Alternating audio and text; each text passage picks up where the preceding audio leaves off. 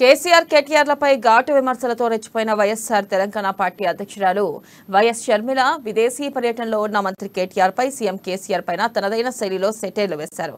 Suit boot వేసుకుని బయట దేశస్తుల చెవుల్లో పూలు పెట్టిన చిన్నదొర తెలంగాణ ప్రజలను రైతులను మాత్రం పిచ్చోలను చేయలేవని విమర్శించారు.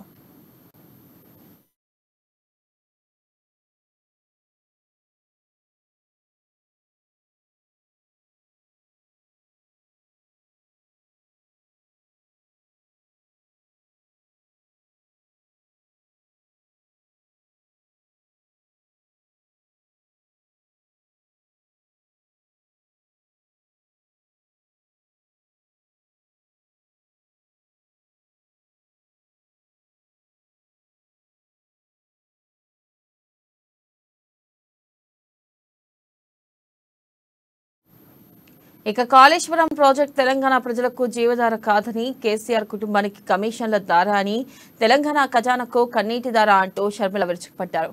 కాళేశ్వరం అంటే తండ్రి కొడుకులు ఎప్పుడు కమిషన్లు కావాలన్నా వాడుకునే ఏటీఎం అంటూ ఆరోపించారు. కాళేశ్వరం ప్రాజెక్టు ఇంజనీరింగ్ ఒక అద్భుతం కాదు, మెగా వైఫల్యమని, పనిమంతులు పందిరి వేస్తే కుక్కతోక తగిలి కూలినట్లు గాలివానకే కూలిన మెగా కట్టడం కాళేశ్వరం ప్రాజెక్టు నిర్మాణమని షర్మిల సెటైర్లు వేశారు.